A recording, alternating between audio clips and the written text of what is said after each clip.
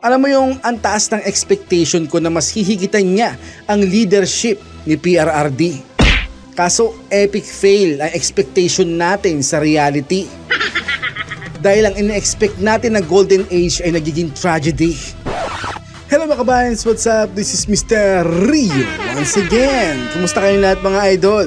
So maraming salamat po sa mga nag-welcome back sa akin. Nag-enjoy po ako sa mga komento nyo mga idol.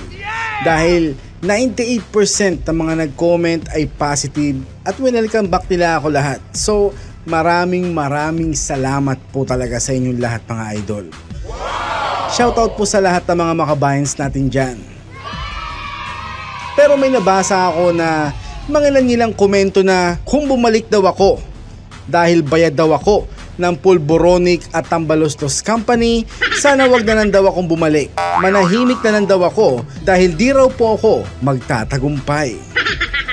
First of all, never ako naging bayaran ng Pulboronic at Tambaloslos Company yung sinasabi nyo. Never ever and will never be. Yun lang po ang masasabi ko. Second, since 2015 supporter na ako ni President Duterte, so forever po akong loyal na DDS. Never po magbabago yun kahit kailan. Third, bumalik ako kasi nakakamiss mag-vlog.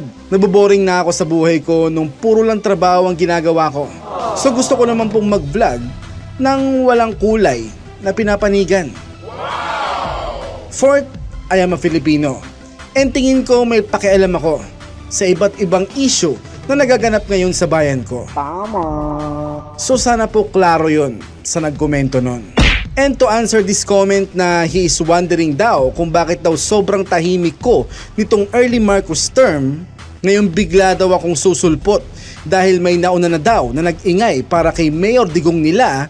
Well, di po ako nakikipagkompetensya sa kahit na sino mang nag-iingay ngayon para kay former President Duterte. Ang alam ko lang, nag-ingay na ako since 2015 hanggang sa natapos ang term ni PRRD. Tama.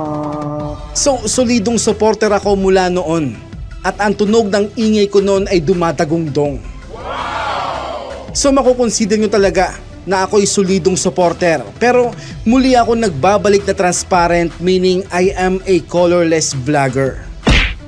Nagbabalik po ako bilang Filipino at walang makakapigil sa akin kahit na sino. And to answer your question na kung ba't daw ako nanahimik nung early Marcos term, simple lang po ang sagot ko doon. Una, hindi po ako masaya sa mga nangyayari ngayon. Alam mo yung ang taas ng expectation ko na mas hihigitan niya ang leadership ni PRRD. Kaso epic fail ang expectation natin sa reality. Dahil ang ina-expect natin na golden age ay nagiging tragedy. Oh no! Alala niyo yung iniisa-isa nilang i-purge ang mga Facebook page ng mga nagsasalita laban sa current administration? Aba, nadamay po ako nun.